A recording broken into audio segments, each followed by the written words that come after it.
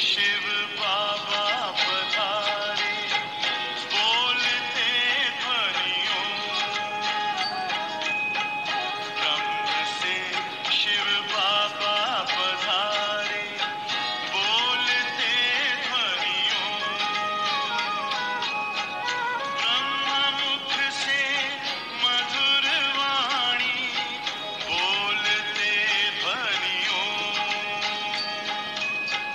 ब्रह्म से शिव बाबा पधारे, ओम ओम।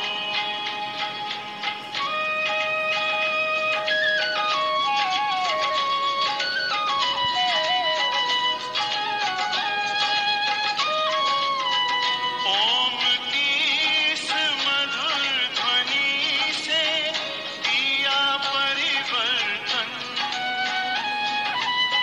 प्रेम शांति सिखा के बदला सभी का जीवन।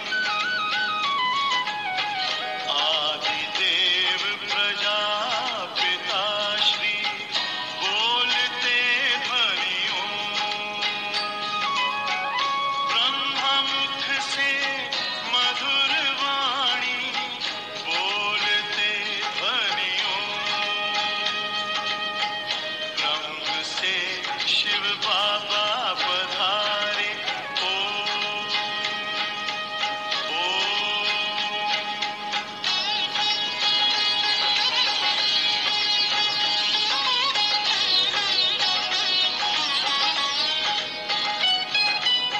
सोहनी सूरत मोहनी मूरत, ज्ञान के मोती। भव्य मुख पर चंद्रमासी, चमकती ज्योति। दिव्य दर्शन दिव्य वाणी, बोलते ध्वनियों। ब्रह्ममुख से मधुर वाणी, बोलते ध्वनियों। ब्रह्म से शिव बाबा पधारे, ओम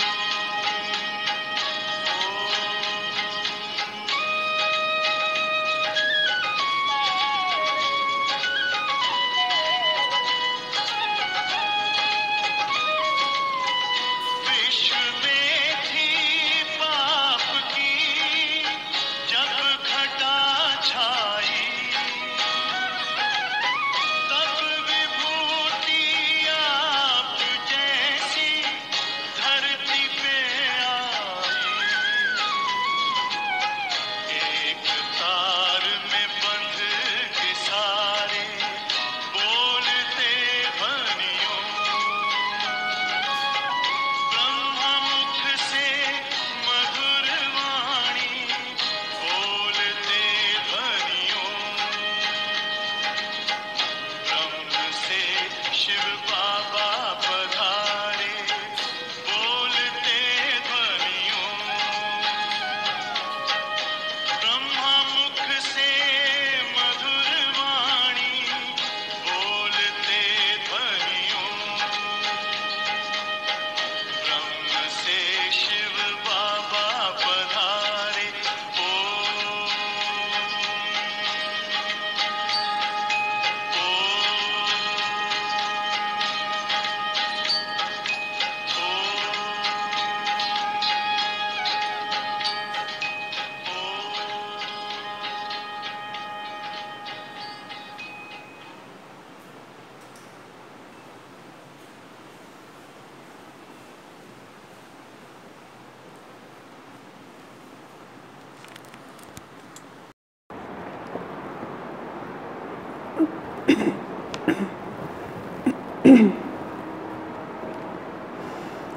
ओम शांति।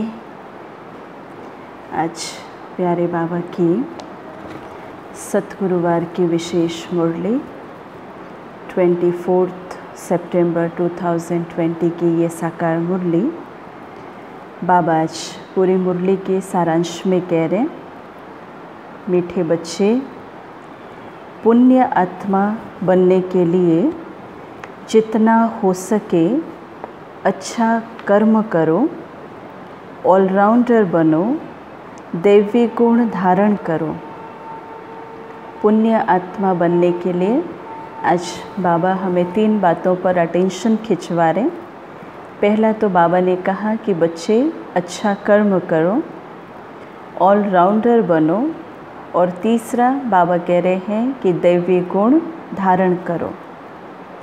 आज की मुरली का प्रश्न, कौन सी मेहनत करने से तुम बच्चे पद्मपति बनते हो? कौन सी मेहनत करने से तुम बच्चे पद्मपति बनते हो? अब ये सोचने वाली चीज़ है कि पद्मपति मुझे अगर बनना है तो कौन सी बातों के ऊपर विशेष मुझे मेहनत करना पड़ेगा। एक बार सभी सोच लें कि कौन सी मेहनत हमें पद्मपति बना देगा। बाबा ने क्या कहा? बाबा उत्तर में कह रहे हैं कि सबसे बड़ी मेहनत है क्रिमिनल आई को सिविल आई बनाना। सबसे बड़ी मेहनत है क्रिमिनल आई को सिविल आई बनाना, क्योंकि आँखें ही बाबा ने कहा बहुत धोखा देती है। आँखों को सिविल बनाने के लिए बाप ने युक्ति बतलाई है कि बच्चे आत्मिक दृष्टि से देखो, देह को नहीं देखो, मैं आत्मा हूँ। ये अभ्यास पक्का करो। इसी मेहनत से तुम जन्म जन्मांतर के लिए पद्मपति बन जाएंगे। विशेष कौन सी मेहनत आज बाबा कह रहे हैं? ये जो आँखें क्रिमिनल हो गई है, बन गई है, बाबा आज कहते इन आँखों को सिविल बनाओ, क्योंकि ये आँखें ही बहुत धोखा देती है। इसलिए किसी को भी देखो तो बाबा कहते देह को नहीं देखो, लेकिन आत्मा को देखने की अभ्यास करो। आज बाबा ने कहा। गीत है, धीरज धर मनवा तेरे सुख के दिन आए कि आए। और थोड़ा सा समय हम आत्माओं को बाबा कह रहे हैं कि धीरज धर मनवा तेरे सुख के दिन आए कि आए। ओम शांति। ये किसने कहा? बाबा कहते शिव बाबा ने शरीर द्वारा कहा, क्योंकि कोई भी आत्मा शरीर बिगर बोल ही नहीं सकती है ना। तो बाप भी शरीर में प्रवेश कर आत्माओं को समझाते हैं। और बाबा कहते कि बच्चे अभी तुम्हारा जिस्मानी कनेक्शन नहीं है। किससे बाबा कह रहे हैं? हम बच्चों को बाबा ने कहा कि बच्चे अभी तुम्हारा जिस्मानी कनेक्शन नहीं है, यह है रूहानी कनेक्शन। क्योंकि आत्मा को ज्ञान मिलता है परम पिता परमात्मा से, इसलिए बाबा ने कहा कोई जिस्मानी कनेक्शन नहीं रखो। बाबा कह रहे हैं कि देहधारी जो भी हैं सभी पढ़ रहे हैं, और बाप को तो अपनी देह है ही नहीं, तो थोड़े टाइम के लिए फिर इनका आधार लिया है प्रजापिता ब्रह्मा बाबा का। अब बाप कहते हैं अपने को आत्मा निश्चय कर बैठो। बेहद का बाप हम आत्माओं को समझाते हैं। बाबा कहते हैं ये भी एक निश्चय को धारण करो। एक तो अपने को आत्मा निश्चय करके बैठो, और दूसरा बाबा कहते हैं कौन सा निश्चय? कि बेहद का बाप हम आत्माओं को समझाते हैं, और उनके बिगर ऐसे कोई भी समझा ना सके। आत्मा को बाबा ने कहा कैसे समझाएगी, कैसे ये पॉसिबल हो सकता है? बाबा ने कहा आत्माओं को समझाने वाला कौन चाहिए? परमात्मा चाहिए, और उनको तो कोई भी जानते नहीं है, उनको तो कोई भी जानते नहीं है। बाबा फिर कह रहे हैं त्रिमूर्ति से भी शिव को उड़ा दिया है, त्रिमूर्ति को रख दिया है, ब्रह्मा विष्णु और शंकर, लेकिन इन तीनों के जो रचयिता है ना, उनको ही उड़ा दिया है। ब्रह्मा द्वारा स्थापना कौन कराएंगे? ब्रह्मा तो नई दुनिया का रचयिता नहीं है ना, ब्रह्मा तो नई दुनिया का रचयिता नहीं है। इसलिए चित्र में भी दिखाया, उस चित्र के नीचे भी क्या लिखा जाता है कि ब्रह्मा द्वारा स्थापना, शंकर द्वारा विनाश, तो विष्णु द्वारा पालना, अर्थात बीच में कोई है जो कि इन तीनों का आधार लेकर के वह अपने कर्तव्यों को पूरा कर रहे हैं। तो अब बाबा कहते हैं कि ब्रह्मा द्वारा स्थापना कौन कराएंगे, क्योंकि ब्रह्मा तो नई दुनिया का रचयिता नहीं है, बेहद का बाप रचयिता सबका एक ही शिव बाबा है। तो ब्रह्मा भी सिर्फ अभी तुम्हारा बाप है, फिर नहीं होगा। अब सतयुग में थोड़ी ब्रह्मा बाबा होंगे, या उस आत्मा को भी थोड़ी हम वहाँ पर बाबा बोल करके उच्चारण थोड़ी करेंगे, हमें थोड़ी और याद रहेगा। बाबा ने कहा कि ये संगम युग के लिए ब्रह्मा भी सिर्फ अभी तुम्हारा बाप है, फिर नहीं होगा। वहाँ तो लौकिक बाप ही होता है, कलयुग में होता है लौकिक और पारलौकिक, और वहाँ सतयुग में बाबा कहते हैं सिर्फ लौकिक पिता, ना वहाँ पर पारलौकिक पिता, ना वहाँ पर कोई अलौकिक पिता। बाबा कहते हैं कि अभी संगम पर लौकिक, अलौकिक और पारलौकिक 3 बाप हैं। बाबा कहते सुख धाम में मुझे कोई याद ही नहीं करता है।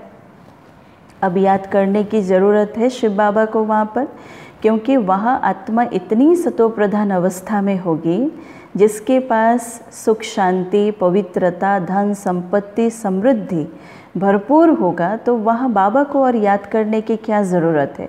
अब बाबा भी जानते हैं कि बच्चे मुझे वहाँ सतयुग में कोई भी याद करने वाले नहीं है, इसलिए बाबा भी निश्चिंत और हम बच्चे भी निश्चिंत हैं।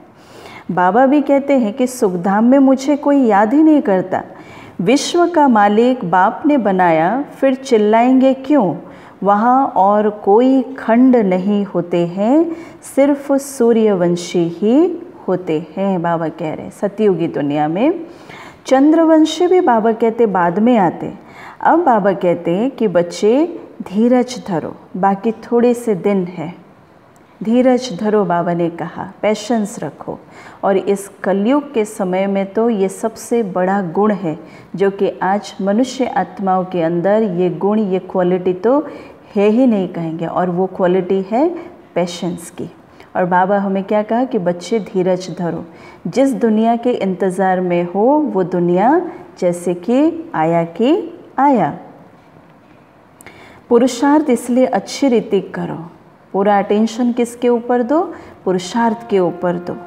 और दैवी गुण धारण नहीं करेंगे तो फिर क्या होगा। पुरुषार्थ अच्छी रीति करो, इसका अर्थ भी तो समझना है ना। पुरुषार्थ अर्थात क्या है, आत्मा के अर्थ जो हम मेहनत करते हैं। आत्मा के अर्थ क्या, हम क्या मेहनत करते हैं, पढ़ाई को अच्छी रीति से पढ़ना, पढ़ाई को अच्छी रीति से चिंतन मंथन में लगाना, है ना। दूसरा है योग अच्छी तरह से हो।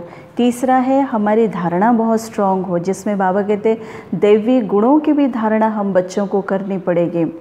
तो बाबा कह रहे हैं कि दैवी गुण धारण नहीं करेंगे तो पद भी भ्रष्ट हो जाएगा, और ये बहुत बड़ी लॉटरी है। बाबा ने कहा बैरिस्टर, सर्जन आदि बनना भी बाबा कहते लॉटरी है ना, सभी तो नहीं बन सकते।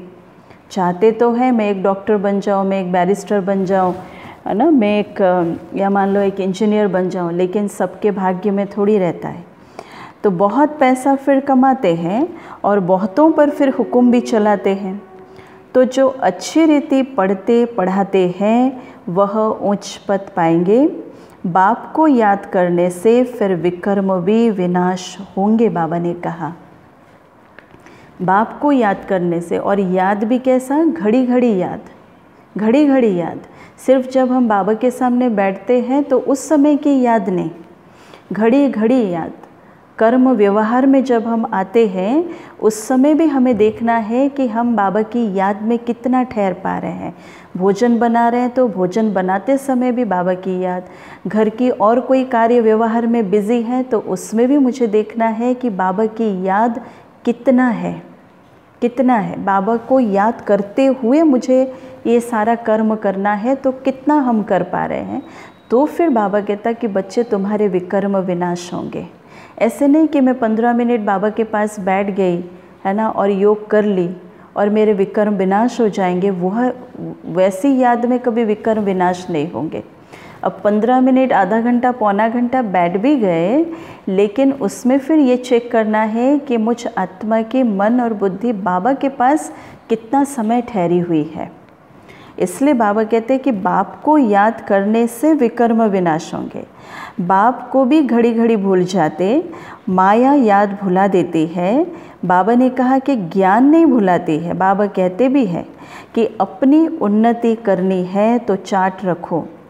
सारे दिन में कोई पाप कर्म तो नहीं किया, नहीं तो 100 गुना पाप बन जाएगा। बाबा कह रहे अगर अपनी उन्नति करना चाहते हो तो आज बाबा विशेष हमें क्या डायरेक्शन दे रहे हैं कि बच्चे चार्ट रखो। चार्ट रखने से फ़ायदा क्या होगा, खुद के ऊपर अटेंशन की परसेंटेज बढ़ता जाएगा। और दूसरा बाबा ने कहा कि सारे दिन में कोई पाप कर्म तो नहीं किया। चार्ट में सिर्फ ये नहीं लिखना रहता है कि आज अमृत वेला उठे कि नहीं उठे, ये चार्ट नहीं। अमृत वेला उठना ये एक नियम को पालन करना है, लेकिन अमृत वेले जागृत होकर के अपनी शक्तिशाली मनोस्थिति को लेकर के बाबा से कितनी शक्ति में आत्मा भर रही हूँ, तब मुझे पता चले कि हाँ मेरा अमृत वेला बहुत स्ट्रॉन्ग रहा, बहुत पावरफुल रहा। और बाबा कहते सारे दिन भर में कोई पाप कर्म तो नहीं किया, किसी को दुख तो नहीं दिया, नहीं तो फिर 100 गुना पाप बन जाएगा। सूक्ष्म में भी, सूक्ष्म में भी देखो, इतना दूर तक भी कहा गया बातों को फैलाना। मान लो किसी के लिए आपने कोई बात सुनी, चाहे वो बहुत बुरी से बुरी बात भी हो, है ना, बेकार से बेकार बात भी हो, लेकिन अगर उस बात को हम अपने अंदर नहीं समा पाए और उसको फिर हम प्रचार प्रसार करने में लग गए, तो ये कहा गया बातों को फैलाना भी एक बहुत बड़ा पाप कर्म है। फैलाना भी बहुत बड़ा पाप कर्म है। सिर्फ चोरी करना पाप कर्म नहीं, झूठ बोलना पाप कर्म नहीं, लेकिन ये भी बाबा ने कहा कि बातों को फैलाना भी बहुत बड़ा पाप कर्म है। हाँ, और बाबा कहते हैं ये भी चेक करो, नहीं तो 100 गुना फिर पाप बन जाएगा। यज्ञ की संभाल करने वाले बैठे हैं, उनकी राय से करो। कहते भी हैं कि जो खिलाओ जहाँ बिठाओ। बाबा के घर पे समर्पित हुए तो हमें ये कहा गया, ये प्रतिज्ञा करो कि बाबा जो खिलाएगा वो खाओगे, बाबा जहाँ बिठाएगा वहाँ बैठोगे, बाबा जहाँ भेजेगा सर्विस के लिए वहाँ आप जाओगे। तो बाकी और आशाएं छोड़ देनी है, और आशाएं छोड़ देनी है, अपनी मनमर्जी छोड़ देनी है, नहीं तो पाप बनता जाएगा। ये है समर्पित आत्मा की निशानी। बाबा जहाँ बिठाएगा वहाँ बैठेंगे, बाबा जो खिलाएगा वो खाएंगे, बाबा जैसे रखेगा उसमें हम खुश होकर के रहेंगे, बाबा जहाँ भी सेवा पर भेजेगा हम सेवा के लिए राज़ी रहेंगे। ये है समर्पित आत्मा की निशानी। और बाबा देखो क्या कहते हैं, तो बाकी और आशाएं छोड़ देनी है, नहीं तो पाप बनता जाएगा। बाबा ने कहा कि बच्चे पवित्र, फिर आत्मा पवित्र कैसे बनेगी? यज्ञ में कोई भी पाप का काम नहीं करना है। यज्ञ में फिर कोई भी पाप का काम नहीं करना है।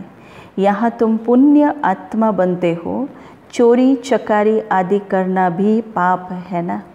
यज्ञ के अंदर रह करके इन सब प्रकार के अगर इस प्रकार के अगर हमने कर्म किया तो भी बाबा कहते ये पाप है ना। माया की ये प्रवेशता है। बाबा ने कहा ना योग में रह सकते, ना बाबा कहता ज्ञान की धारणा फिर करते हैं। तो अपनी दिल से पूछना चाहिए, हम अगर अंधों की लाठी ना बने तो क्या ठहरे? अंधों की लाठी अर्थात अन्य आत्माओं की सेवा के लायक अगर हम अपने आप को नहीं बना पा रहे हैं तो क्या ठहरे? फिर क्या ठहरे? तो जो ज्ञान सुन रहे हैं सिर्फ अपने लिए सुन रहे हैं, या जो योग कर रहे हैं सिर्फ अपने लिए योग करें। इसलिए बाबा कहता है ना कि सबसे पहले बच्चे सेवा का शौक़ होना चाहिए। सेवा के लिए सबसे पहले संकल्प रूपी कदम हमारे उठने चाहिए, तब बाबा फिर हमें 100 गुना हमें मदद देने के लिए तैयार हो जाएंगे। हाँ, तो बाबा भी क्या कह रहे हैं कि हम अगर अंधों की लाठी ना बने तो क्या ठहरे? अंधे ही कहेंगे ना, अंधों की लाठी नहीं ठहरे तो बाबा कहते क्या बन जाओगे, फिर अंधे ही बोले जाओगे। तो इस समय के लिए ही गाया हुआ है कि धृतराष्ट्र के बच्चे, अंधे का बच्चा अंधा, है ना। बाबा कहते वह है रावण राज्य में और तुम हो ये संगम युग पर, इस पुरुषोत्तम युग पर कहे, इस पुरुषोत्तम मास पर कहे तो राम राज्य में फिर सुख पाने वाले हो, इसलिए अंधों की लाठी बनो। बाबा कह रहे हैं सतयुगी सुख को अगर पाना चाहते हैं, उस सुख को भोगना चाहते हैं, तो बाबा कह रहे हैं कि बच्चे अंधों की लाठी बनो। नहीं तो सतयुग में भी एक लास्ट जन्म में आएंगे तो सतयुग का सुख हम आत्मा कितना भोग पाएंगे, कितनी एंजॉय कर पाएंगे। तो राम राज्य में फिर सुख पाने वाले हो। परमपिता परमात्मा कैसे सुख देते हैं किसकी बुद्धि में नहीं आता है। परमपिता परमात्मा कैसे सुख देते हैं वह किसी की बुद्धि में नहीं आता। दुनिया वाले सोचते कि हाँ भगवान आएगा और हमें डायरेक्ट ऐसे देता जाएगा, सुख देता जाएगा, शांति देता जाएगा, या मान लो कोई जादू की छड़ी हमारे सामने वो फिरा देगा तो हमें सुख और शांति मिल जाएगी, सुख समृद्धि मिल जाएगी। बाबा ने कहा किसी को भी आइडियाज़ नहीं है कि परमात्मा सुख कैसे देते हैं। कितना भी अच्छी रीति से समझाओ फिर भी बुद्धि में नहीं बैठता। तो अपने को जब आत्मा समझे तब परमात्मा का ज्ञान भी बाबा कह रहे हैं समझ सके। आत्मा ही जैसा पुरुषार्थ करती है ऐसा बनती है। गायन भी है ना कि अंतकाल जो स्त्री सिमरे, उसका जन्म कैसे होगा उस आत्मा का। अंतकाल जो स्त्री सिमरे, है ना। बाबा क्या कहते, अंतकाल जो स्त्री सिमरे वो कौन सी योनि में फिर चले जाएंगे, जैसे वैश्याओं के कुल में फिर जाएंगे। बाबा कह रहे जो मुझे याद करेंगे तो मेरे को पाएंगे। इसलिए अपनी अंतकाल के समय को भी थोड़ा स्मृति में लाना ज़रूरी है कि मुझ आत्मा का अंतिम समय जब आत्मा शरीर छोड़े तो कैसे छोड़ना चाहिए। क्या मैं सारे परिवार वालों को देखना चाहूँ जब शरीर छोड़ो, या मैं सिर्फ मैं और मेरे बाबा, बस हम दोनों के बीच में और कोई नहीं हो, याद के अलावा और कुछ ना हो। तो बाबा कहते हैं नहीं तो बहुत बहुत सज़ाएं खाकर आएंगे। सतयुग में भी नहीं, त्रेता के भी पिछाड़ी में आएंगे। बाबा ने कहा, सुना बाबा क्या कह रहे हैं, सतयुग में भी नहीं, बाबा कहते त्रेता युग के भी पिछाड़ी में आएंगे। और सतयुग त्रेता को कहा जाता है ब्रह्मा का दिन। बाबा कहते कि एक ब्रह्मा तो नहीं होगा, ब्रह्मा के तो बहुत बच्चे हैं ना। ब्राह्मणों का दिन, फिर ब्राह्मणों की रात होगी। तो अभी बाप आए हैं रात से दिन बनाने, ब्राह्मण ही दिन में जाने के लिए तैयारी करते हैं। तो बाप कितना समझाते हैं कि देवी धर्म की स्थापना तो जरूर होनी ही है। बाबा ने कहा हम माने या ना माने, हम धारणा पर चले या ना चले, हम स्वीकार करें या ना करें, लेकिन बाबा ने कहा कि बच्चे देवी धर्म की स्थापना तो जरूर होनी है। कलयुग का विनाश भी जरूर होना है। बाबा ने कहा जरूर होना है। जिनको कुछ भी अंदर में संशय होगा तो वह बाबा कहते भाग जाएंगे। उनको हमें कहना नहीं पड़ेगा कि आप चले जाओ, फिर वो अपने आप वो आत्मा भाग जाएगी। संशय वाली आत्माएं तो पहले निश्चय फिर संशय हो जाता है। यहाँ से मरकर फिर पुरानी दुनिया में जाकर के जन्म लेते हैं तो विनशंति हो जाते हैं। अब जितना समय यज्ञ के अंदर थे, जो कमाई किया था, थोड़ी वो कमाई फिर उनके हाथ में या उनके साथ चलेगी, वो कभी नहीं चलेगी, कभी नहीं चलेगी, क्योंकि नेगेटिव मार्किंग तो है ना। फिर से बाबा ने कहा कि देखो पुरानी दुनिया में जाकर के जन्म लेंगे तो वही 5 विकारों के वशीभूत में आएंगे, फिर उस प्रकार से उनके कर्म होंगे। तो जितना खाता जमा किया था वो तो तुरंत खाता वो चला जाएगा फिर ना। इसलिए बाबा कहते फिर विनशंति हो जाते हैं। तो बाप की श्रीमत पर तो चलना पड़े। बाबा कह रहे हैं पॉइंट तो बहुत अच्छी अच्छी बच्चों को देते रहते हैं। पहले पहले तो समझाओ कि तुम आत्मा हो, देह नहीं, नहीं तो लॉटरी सारी गुम हो जाएगी। भल वहाँ राजा अथवा प्रजा, सब सुखी रहते हैं। फिर भी बाबा ने कहा कि पुरुषार्थ तो उच्च पद पाने का ही करना है ना। राजा भी होंगे, प्रजा भी होंगे, दास दासियाँ भी होंगे, सब प्रकार के होंगे, लेकिन बाबा ने कहा कि अच्छे स्टूडेंट की निशानी क्या है, उनके अंदर हमेशा रहेगा कि अच्छे मार्क्स लेकर के हम एक अच्छा सा रैंक ले। बाबा ने भी वैसे ही कहा, तो ऐसे नहीं सुखधाम में तो जाएंगे ना। बाबा कहते नहीं, उच्च पद पाना है, राजा बनने के लिए आए हो, ऐसे सयाने भी चाहिए, बाप की सर्विस करनी चाहिए। रूहानी सर्विस नहीं तो स्थूल सर्विस भी है, बाबा कह रहे हैं। कहाँ मेल्स भी बाबा कहते आपस में क्लास चलाते रहते हैं, कहाँ मेल्स भी आपस में क्लास चलाते रहते हैं। अगर हम साउथ में देखें, विशेष करके तमिलनाडु में देखें, तो वहाँ पर ज़्यादा से ज़्यादा सेंटर्स जो हैं वो सारे के सारे भाई ही चलाते हैं, सारे के सारे भाई चलाते हैं, है ना। बाप दादा का सीज़न था और उसमें भी जब बाबा को बोला गया तो बाबा ने भी उसके ऊपर परमिशन दिया। पूरे भारतवर्ष में देखा जाए तो तमिलनाडु का जोन ऐसा है जहाँ पर विशेष करके सभी भाई सेंटर्स चलाते हैं। बाबा कह रहे हैं एक बहन फिर बीच बीच में जाकर के क्लास कराती है। ऐसे भी अनेक गीता पाठशालाएँ हैं जहाँ पर भाई चलाते हैं और बीच बीच में बहनें जाकर के वहाँ क्लास करा के आते हैं। बाबा ने सुनाया तो झाड़ धीरे धीरे वृद्धि को पाता है ना। सेंटर्स पर कितने आते हैं, फिर चलते चलते बाबा कहते हैं गुम हो जाते हैं। विकार में गिरने से फिर सेंटर्स पर भी आने में लज्जा आती है, ढीले पड़ जाते हैं और क्या कहेंगे कि ये तो बीमार हो गया, पता चल जाता है। रेगुलर जो आते हैं फिर वो भी पता चलता है कि इनके बाबा के प्रति लगन है ना।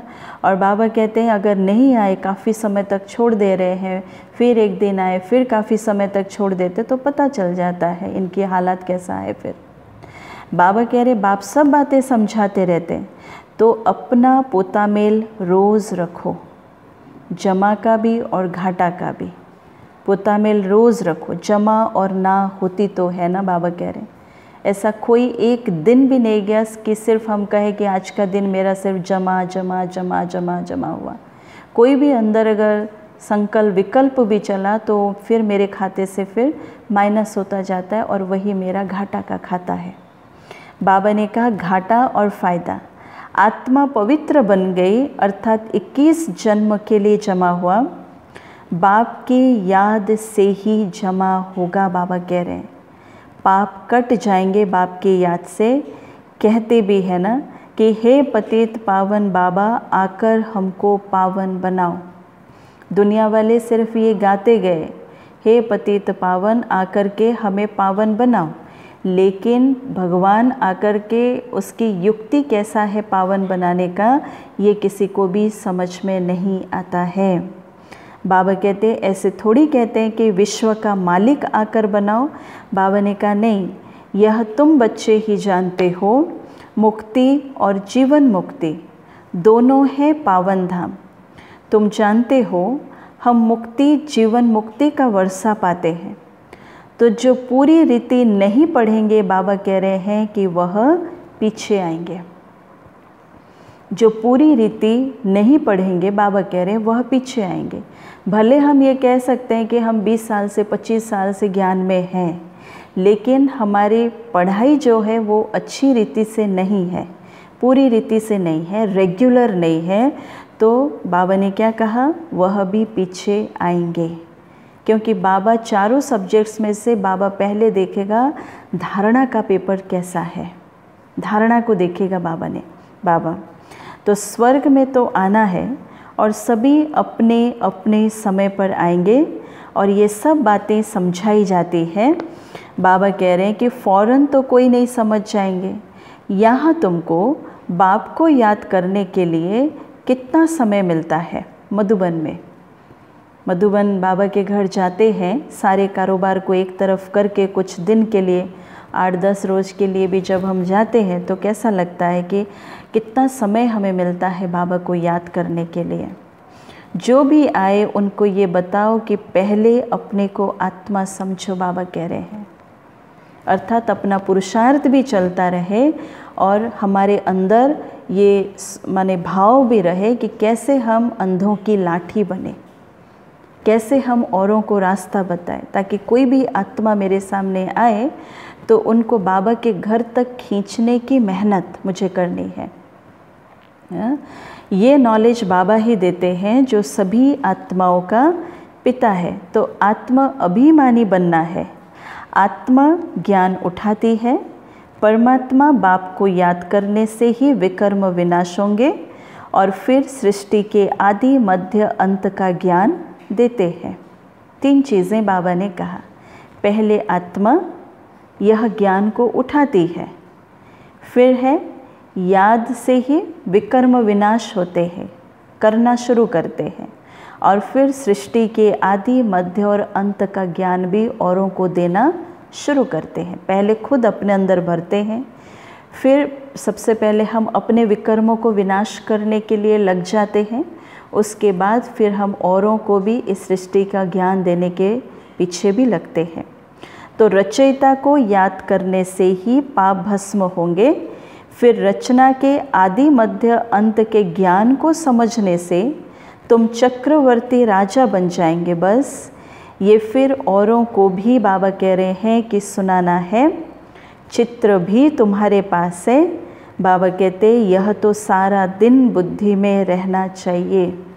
कैसे हम औरों को ये ज्ञान दें, कैसे हम औरों की सेवा करें।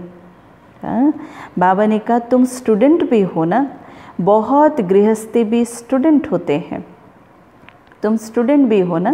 बाबा ने क्या कहा, बहुत गृहस्थी भी स्टूडेंट होते हैं। बाहरी पढ़ाई में, लौकिक पढ़ाई में आप देखना, भले मैरिज हो गया होगा लेकिन फिर भी पढ़ाई को नहीं छोड़ते हैं।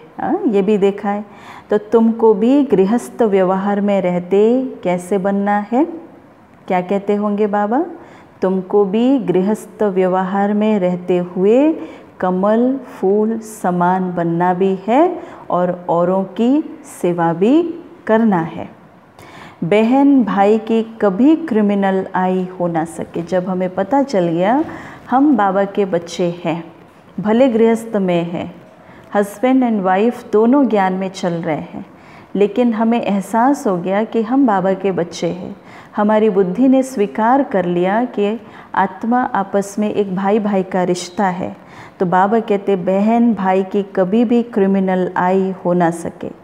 यहाँ तो ब्रह्मा के मुख वंशावली है ना, इसलिए क्रिमिनल आई की बात यहाँ हो ना सके। क्रिमिनल को सिविल बनाने के लिए बहुत मेहनत करनी होती है, छोटी सी चीज़ नहीं है। क्रिमिनल आँखों को सिविलाई बनाना, बाबा कहते ये कोई मासी का घर नहीं है, इसके लिए भी बहुत मेहनत और कंटिन्यूअस प्रैक्टिस इसके पीछे, कंटिन्यूअस प्रैक्टिस। कोई भी आत्मा मेरे सामने आए तो मैं उसको आत्मिक दृष्टिकोण से देखूं। बाबा कहते आधा कल्प की आदत पड़ी हुई है। कौन सी आदत पड़ी हुई है? शरीर को देखने की आदत पड़ी हुई है आधा कल्प से। तो उनको निकालने में फिर बड़ी मेहनत है।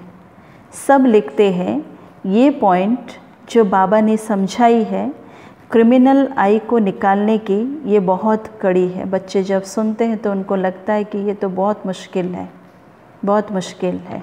स्त्री पुरुष घर पे इकट्ठे रहेंगे और फिर है ना ये क्रिमिनल आई को साइड करते हुए चलना, ये बहुत कड़ी है। और बाबा कहते कि बच्चे कोई भी चीज़ असंभव नहीं है, हमारे से कोई भी चीज़ असंभव नहीं है। इसके पीछे हमें थोड़ा सा अभ्यास करना पड़ेगा और अभ्यास आप कर रहे हो तो ये अभ्यास आपको फल देगा ही देगा। घड़ी घड़ी फिर बुद्धि चली जाती है। बच्चे कह रहे हैं बहुत संकल्प आते हैं, अब आँखों को क्या करें बाबा। बच्चे कहते हैं कि बाबा अब ये आँखों को क्या करें, यही तो धोखा दे रहा है। बाबा कहते सूरदास का दृष्टांत देते हैं ना, और वह तो एक कहानी बना दी है। देखा आँखें हमको धोखा देती है तो आँखें ही निकाल दी सूरदास ने। तो अभी तो वो बात है ही नहीं, ये आँखें तो सबको है परंतु क्रिमिनल है। बाबा ने कहा सिर्फ आपकी आंखें क्रिमिनल नहीं है जो बाबा के सामने स्वीकार कर रहे। बाबा कह रहे हैं कि सबकी आंखें क्रिमिनल हैं। उनको भी सिविल बनाना है, उसके पीछे भी मेहनत करना पड़ेगा। उसके पीछे हम कितना एफर्ट्स दे रहे हैं, कितना टाइम हम उसके पीछे दे रहे हैं, और हम मेहनत के लिए टाइम भी नहीं देंगे, अभ्यास भी नहीं करेंगे, और वो तो दृष्टि तो कभी सिविल तो होगी ही नहीं, जैसे वो क्रिमिनल की क्रिमिनल ही रह जाएगी। इसलिए बाबा भी कहते हैं उनको तो सिविल बनाना है। मनुष्य समझते हैं घर में रहते ये नहीं हो सकता, मनुष्य समझते हैं घर में रहते ये नहीं हो सकता। और इस यज्ञ के अंदर ऐसे बहुत सारे कपल्स हैं, है ना, जो कि एक एक एग्जाम्पल बन कर के खड़े हैं हमारे सामने। पवित्रता के पेपर में नंबर 1 है पूरे। तो बाबा ने कहा कि हो सकता है क्योंकि आमदनी बहुत बहुत है, तुम जन्म जन्मांतर के लिए पद्मपति बनते हो, वहाँ गिनती होती ही नहीं। आजकल बाबा नाम ही पद्मपति पद्मावती दे देते हैं। तुम अनगिनत पद्मपति बनते हो, वहाँ गिनती होती ही नहीं। गिनती तब होती है जब रुपए पैसे आदि निकलते हैं। गिनती तब होती है जब रुपए पैसे आदि निकलते, वहाँ तो सोने चांदी के मोहरे काम में आती है। आगे राम सीता के राज्य की मोहरें आदि मिलती थी, उनका स्टाम्प लगा हुआ रहता था। बाबा कहते बाकी सूर्यवंशी राजाई की कभी नहीं देखी है, चंद्रवंशी की देखते ही आए। पहले तो सब सोने के सिक्के ही थे, फिर चांदी के। यह तांबा आदि तो बाबा कहते पीछे निकला है, ये तांबा आदि तो पीछे निकला है। और अभी किस प्रकार के हैं सारे कॉइन्स जो हैं वो सारे स्टील के कॉइन्स हैं। बाबा कह रहे हैं कि अभी तुम बच्चे बाप से फिर वर्षा लेते हो, तो सतयुग में जो रस्म रिवाज चलनी होगी वह तो चलेगी ही, उसके लिए चिंता नहीं करना है। सतयुग में जो रस्म रिवाज है वो रस्म रिवाज तो वैसे ही चलेगी। तो तुम अपना पुरुषार्थ करो, सतयुग में जाने का पुरुषार्थ करो। बाबा कह रहे हैं कि स्वर्ग में बहुत थोड़े होते हैं, आयु भी बड़ी होती है, वहाँ अकाली मृत्यु नहीं होती। तुम समझते हो हम काल पर जीत पाते हैं, मरने का नाम ही नहीं है ना। अमर लोक कहा गया, इसका अर्थ ये नहीं है कि वहाँ पर आत्मा शरीर नहीं छोड़ेगी। अमर लोक अर्थात बाबा ने कहा कि वहाँ आत्मा अपनी पूरी आयु कंप्लीट करके वो शरीर छोड़ेगी। हर एक आत्मा, यहाँ कलयुग में जैसे कोई 30 आयु में चले जाते हैं, कोई 50 में जा रहे हैं, कोई 35 में जा रहे हैं, कोई 20 साल में जा रहे हैं, कोई 25 में जा रहे हैं। बाबा ने कहा जैसे वहाँ वैसा नहीं है, आत्मा शरीर छोड़ेगी। बाबा कहते मरने का नाम ही नहीं, उसको कहते हैं अमर लोक, ये है मृत्यु लोक। अमर लोक में हाहाकार होती नहीं, जब आत्मा शरीर छोड़ती है वहाँ हाहाकार नहीं। कोई बूढ़ा मरेगा तो और ही खुशी होगी कि जाकर छोटा बच्चा बनेंगे। यहाँ पर तो मरने पर रोने लगते हैं। तो तुमको कितना अच्छा ज्ञान मिलता है, कितनी धारणा होनी चाहिए, औरों को भी समझाना पड़ता है। बाबा को कोई कहे कि हम रूहानी सर्विस करना चाहते हैं तो बाबा क्या कहेंगे? बाबा को कोई कहे कि बाबा हम ये रूहानी सेवा करना चाहते हैं तो बाबा कभी भी ना थोड़ी बोलेंगे। बाबा झट कहेंगे कि भल करो, बाबा तुरंत बोलेंगे कि भले करो। बाबा कोई को मना नहीं करते। ज्ञान नहीं है तो बाकी अज्ञान ही है। अज्ञान से फिर बहुत डिसर्विस कर देते हैं। अज्ञान से मान लो बाबा ये जो ज्ञान, इतनी ऊंची ज्ञान जो बाबा दे रहा है, अगर कोई आत्मा इस ज्ञान को अर्थात बाबा जो समझा रहे, इस ज्ञान को अगर कोई आत्मा सही रीति से समझ खुद ही नहीं पाया, जब वो औरों के सामने ये ज्ञान के बारे में सुनाएगा, समझाएगा, तो वो किस रीति से समझाएगा। इसलिए बाबा भी देखो क्या कहते, ज्ञान मिलते हुए भी जैसे अज्ञान, और अज्ञान से फिर बहुत डिसर्विस कर देते हैं। इसलिए क्या कहा गया, जब तक ये ज्ञान खुद को सही रीति से समझ नहीं लेते हैं तब तक औरों के सामने ये मुख भी नहीं खुलना चाहिए, क्योंकि हम सेवा के लिए बने हैं, ना कि डिसर्विस के लिए हम बने हैं। बाबा कहते सर्विस तो अच्छी रीति करनी चाहिए ना, तभी लॉटरी मिलेगी। और ये बहुत भारी लॉटरी है, और ये है ईश्वरीय लॉटरी। तुम राजा रानी बनेंगे तो तुम्हारे पोतरे पोत्रियाँ सब खाते आएंगे, तुम्हारे पोतरे पोत्रियाँ सब खाते आएंगे। यहाँ तो हर एक अपने कर्मों अनुसार फल पाते हैं। कोई बहुत धन दान करते हैं तो राजा बनते हैं। तो आप बच्चों को सब कुछ समझाते अच्छी रीति समझकर, और फिर धारणा करनी है, सर्विस भी करनी है। और बाबा कहते सैकड़ों की सर्विस होती है। कहाँ कहाँ भक्ति भाव वाले बहुत अच्छे होते हैं। बहुत भक्ति की होगी तब ही ज्ञान भी जचेगा। बहुत भक्ति की होगी कोई आत्मा, तब उस आत्मा को ये ज्ञान भी बहुत अच्छी तरह से जचेगा, बाबा कहते हैं। और चेहरे से ही मालूम पड़ता है ज्ञान किसको कैसा लग रहा है, वो उस आत्मा की चेहरा ही बता देता है। अच्छा लग रहा है या बोर लग रहा है या बस चलेगा जैसे लग रहा है, तो वो आत्मा का चेहरा ही बता देता है। और बाबा कहते सुनने से फिर खुश होते रहेंगे, और जो नहीं समझेंगे वह तो जैसे इधर उधर देखते रहेंगे या आंखें बंद कर बैठेंगे, आंखें बंद कर बैठेंगे। क्लास में भी ऐसे रहता है ना कि इतनी भारी संख्या में जब भाई बहनें बैठे हुए रहते तो उससे पता चल जाता है। जिनको देखना एक लगन के साथ जो बाबा की मुरली सुनते हैं, बाबा जैसे जैसे सुनाते जाते हैं तो उनका सिर भी ऐसे ऐसे हिलता जाता है, तो पता चलता है कि ये आत्मा कितनी लगन के साथ बाबा की मुरली को सुन रहे हैं। ना आंखें इधर ना उधर, कोई आया कोई नहीं आया, कोई बैठा कोई नहीं बैठा, उनको कोई होश नहीं रहता है। और जो नहीं समझेंगे, बाबा कह रहे हैं, वो तो इधर उधर देखेंगे ही देखेंगे, नहीं तो बाबा कहते हैं उनकी आंखें ही बंद हो जाएगी। बाबा सब देखते हैं, ये बाबा सब देखता है कि क्लास में कौन सी भाई बहनें, कौन सी आत्मा किस रीति से बाबा के सामने बैठे हैं। किसको सिखलाते नहीं हैं तो गोया समझते भी कुछ नहीं है। एक कान से सुन दूसरे से निकाल देते हैं। अभी ये समय है बेहद के बाप से बेहद का वर्षा लेने का, और जितना लेंगे बाबा कहते हैं जन्म जन्मांतर कल्प कल्पांतर मिलेगा। जितना बाबा से अभी लेंगे, बाबा कहता है वो हमारे ड्रामा में फिक्स हो गया, नहीं तो फिर पीछे बहुत पछताएंगे। फिर सबको साक्षात्कार होगा कि हमने पूरा पढ़ा नहीं, इसलिए पद भी नहीं पा सकेंगे। हमने ये पढ़ाई अच्छी रीति से नहीं पढ़ी तो पद भी नहीं पा सकेंगे। ये रियलाइजेशन भी होगा। बाबा कहते मैं तो साक्षात्कार कराऊंगा, बाकी क्या जा कर के बनेंगे, नौकर चाकर साधारण प्रजा। ये राजधानी स्थापन हो रही है, जैसा जैसा करते हैं उस अनुसार फिर फल मिलता है। नई दुनिया के लिए सिर्फ तुम ही पुरुषार्थ करते हो। मनुष्य दान पुण्य करते हैं, वह भी इस दुनिया के लिए। बाबा कहते ये तो कॉमन बात है। हम अच्छा काम करते हैं तो उसका दूसरे जन्म में अच्छा फल मिलेगा। तुम्हारी तो है 21 जन्मों की बात, बाबा कह रहे हैं।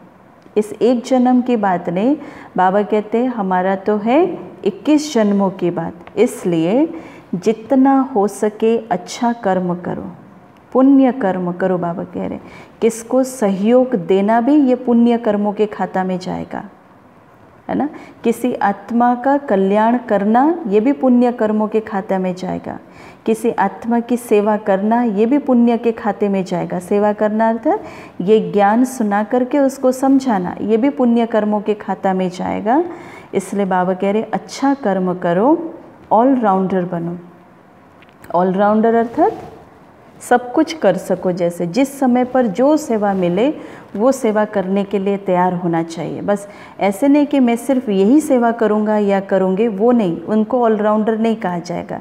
जिस समय पर जैसी सेवा मेरे आँखों के सामने रहे वो सेवा हम जैसे कर सके उसको कहा गया है ऑलराउंडर सेवा। तो नंबर 1 पहले ज्ञानी तो आत्मा और योगी तो आत्मा चाहिए। बाबा कहते ज्ञानी भी चाहिए।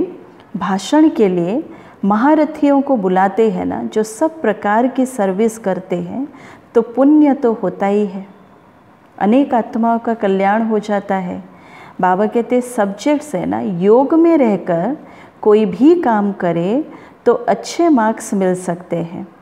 इसलिए अपने दिल से पूछना चाहिए, हम सर्विस करते हैं? इसलिए अपने से पूछना चाहिए कि क्या हम सर्विस करते हैं या सिर्फ खाते हैं और सोते हैं।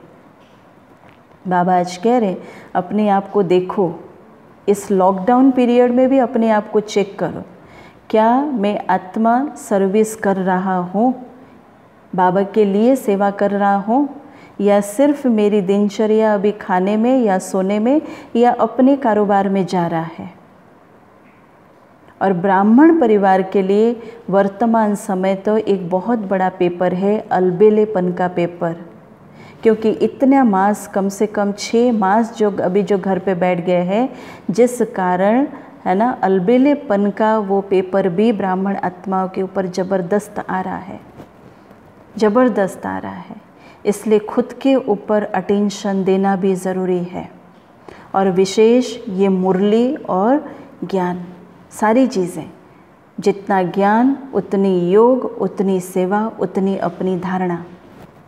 और सबसे बड़ा पेपर है अलबेलेपन का पेपर, जिसको कहा गया है सर्व विकारों का ये सबसे बड़ा विकार है, महाविकार है ये अलबेलापन, अलबेलापन। इसलिए देखो बाबा भी क्या कह रहे कि ये पूछो कि हम सेवा कर रहे हैं या सिर्फ खाते हैं सोते हैं। यहाँ तो ये पढ़ाई है और कोई बात नहीं है। तुम मनुष्य से देवता, नर से नारायण बनते हो। अमर कथा तीजरी की कथा है यही एक। मनुष्य तो सब झूठी कथाएं जाकर सुनते हैं। तीसरा नेत्र तो सिवाय बाप के कोई दे ना सके। तो अभी तुमको तीसरा नेत्र मिला है, जिससे तुम सृष्टि के आदि मध्य अंत को जानते हो। तो इस पढ़ाई में कुमार कुमारियों को बहुत तीखा जाना चाहिए। कुमार और कुमारी जितने भी हैं, है ना, बाबा आज जो कह रहे हैं उसको ध्यान पूर्वक सुनो। बाबा ने क्या कहा कि इस पढ़ाई में कुमार और कुमारियों को तो बहुत तीखा जाना चाहिए। चित्र भी है, कोई से पूछना चाहिए कि गीता का भगवान कौन है। मुख्य बात ही ये है, क्योंकि भगवान तो एक ही होता है, जिससे वर्षा मिलता है मुक्ति धाम का। तो हम वहाँ रहने वाले हैं, यहाँ आए हैं पाठ बजाने, तो अब पावन कैसे बने, अब पावन कैसे बने, जबकि हम कहते भगवान तो एक ही है, जिससे हमें मुक्ति धाम का वर्षा मिलता है, और हम वहाँ के रहने वाले हैं और हम यहाँ आए हैं पाठ बजाने, तो हम पावन कैसे बने। पतित पावन तो एक ही बाप है। तो आगे चलकर तुम बच्चों की अवस्था भी बहुत अच्छी हो जाएगी। बाबा ने कहा आगे चलकर तुम बच्चों की अवस्था भी, बाबा कहते, बहुत अच्छी हो जाएगी। बाप किस्म किस्म से समझाने देते रहते। एक तो बाप को याद करना है, तो जन्म जन्मांतर के पाप मिट जाएंगे। अपनी दिल से पूछना है कि हम कितना याद करते हैं। चार्ट रखना अच्छा है, बाबा ने कहा। अपनी उन्नति करो, बाबा कह रहे हैं। चार्ट रखना अच्छा। चार्ट रखने से फ़ायदा क्या है? अगर मेरे अंदर कहीं से भी कोई कमी या कमज़ोरी है, तो चार्ट रखने से वो और भी अटेंशन हम अपने ऊपर देना शुरू कर देते। आज अमृत वेला मिस किया। जब चार्ट हम लिखते हैं तो खुद को ही तकलीफ़ होता है सबसे पहले कि मेरे से आज कितना बड़ा घाटा हो गया। कल के दिन के लिए फिर हम अटेंशन ले आते, नहीं, कल के दिन से ये गलती ना होनी चाहिए। ये है चार्ट रखने से फ़ायदा। तो अपने ऊपर रहम कर, बाबा कहते, अपनी चलन देखते रहो। अगर हम भूलें करते रहेंगे तो रजिस्टर खराब हो जाएगा, और इसमें दैवी चलन भी होनी चाहिए। बोल चाल व्यवहार, है ना, उठना बैठना, सब कुछ, ये सारी चीज़ें बाबा कहता उसके अंदर दिव्यता होनी चाहिए, दिव्यता होनी चाहिए। गायन भी है ना कि जो खिलाएंगे, जहाँ बिठाएंगे, जो डायरेक्शन देंगे, हम वही करेंगे। बाबा से हमारी ये प्रतिज्ञा है कि जो खिलाएंगे, जहाँ बिठाएंगे, जो डायरेक्शन देंगे, हम वो करेंगे। और डायरेक्शन तो ज़रूर तन द्वारा देंगे ना, निमित्त आत्माओं के द्वारा ही तो बाबा देंगे। गेटवे टू स्वर्ग, बाबा कहते ये अक्षर बहुत अच्छा है, और ये द्वार है स्वर्ग जाने का। ये जो द्वार, परमात्मा आकर के जो हमें ज्ञान रत्नों से हमारी झोली जो भर रहे हैं, ये है स्वर्ग जाने का द्वार है, बाबा ने आज कहा। अच्छा, फिर बाबा याद प्यार दे रहे, मीठे मीठे सिके लधे बच्चों प्रति माता पिता बाप दादा का याद प्यार और गुड मॉर्निंग। रूहानी बाप की रूहानी बच्चों को नमस्ते। हम रूहानी बच्चों की रूहानी माता पिता बाप दादा को याद प्यार, गुड मॉर्निंग और नमस्ते। धारणा के लिए मुख्य सार, फर्स्ट पॉइंट, बाबा कह रहे हैं कि पुण्य आत्मा बनने के लिए और सब आशाएं छोड़ ये पक्का करना है कि बाबा जो खिलाओ जहाँ बिठाओ, कोई भी पाप का काम नहीं करना है। सब आशाओं को छोड़ करके ये पक्का कराओ कि बाबा आप जो खिलाओ वो खाने के लिए राज़ी, आप जहाँ बिठाओ वहाँ रहने के लिए राज़ी, आप जहाँ सेवा के लिए भेजो वहाँ जाने के लिए राज़ी। दूसरा, कोई भी पाप कर्म नहीं करना है। सेकंड पॉइंट, ईश्वरीय लॉटरी प्राप्त करने के लिए रूहानी सर्विस में लग जाना है।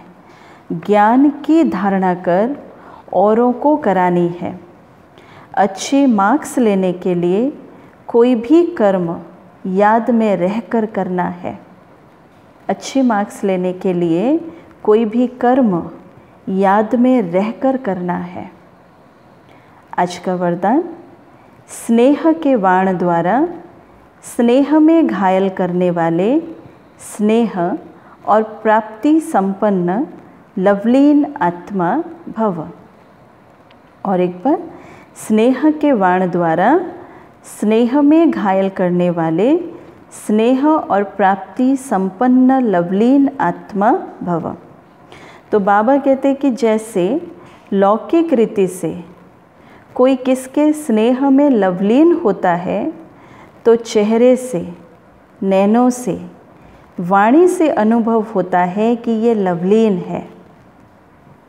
बाबा ने क्या कहा, जैसे लौकिक रीति से कोई किसके स्नेह में लवलीन होता है तो पता चलता नहीं चलता, कैसे पता चलता? उसके चेहरे से, नैनों से, वाणी से पता चल जाता है ना, कि ये लवलीन है, ये आशिक है। ऐसे जब स्टेज पर जाते हो तो जितना अपने अंदर बाप का स्नेह इमर्ज होगा, उतना ही स्नेह का बाण औरों को भी स्नेह में घायल कर देगा, औरों को भी स्नेह में घायल कर देगा। बाबा कहते, भाषण की लिंक सोचना कि मुझे क्या क्या बोलना है ना, भाषण की लिंक सोचना, पॉइंट्स को दोहराना, ये स्वरूप नहीं हो सिर्फ। बाबा ने कहा जैसे भाषण करने के लिए भी हम प्रिपरेशन करते हैं ना, कि हमें कौन कौन सी पॉइंट्स को सुनाना है, बताना है। और बाबा कहते भाषण की लिंक सोचना, पॉइंट्स को दोहराना। बाबा कह रहे ये सिर्फ स्वरूप नहीं हो, स्नेह और प्राप्ति का संपन्न स्वरूप, लवलीन स्वरूप हो, बाबा कह रहे हैं। तो ऑथोरिटी होकर बोलने से उसका प्रभाव पड़ता है, उसका प्रभाव पड़ता है। स्लोगन आज का, संपूर्णता द्वारा समाप्ति के समय को समीप लाओ। संपूर्णता द्वारा बाबा कह रहे हैं समाप्ति के समय को समीप लाओ। किसकी संपूर्णता? इस आत्मा की संपूर्णता की स्टेज। बाबा कहता ये आत्मा जितना संपूर्ण बनती जाएगी, बाबा कहते समाप्ति का समय उतना समीप आता जाएगा। एक है समय अनुसार संपूर्ण बनना, और दूसरा है समय से पहले इस आत्मा को संपूर्ण बनाना। दोनों में अंतर है। और बाबा कह रहे हैं कि संपूर्णता द्वारा समाप्ति के समय को समीप लाओ। बाबा कह रहे अर्थात समय से पहले मुझ आत्मा को संपूर्ण बनना ही है, तब हम समय को समीप लेकर के आ सकेंगे। ओम शांति, ओम शांति, ओम शांति।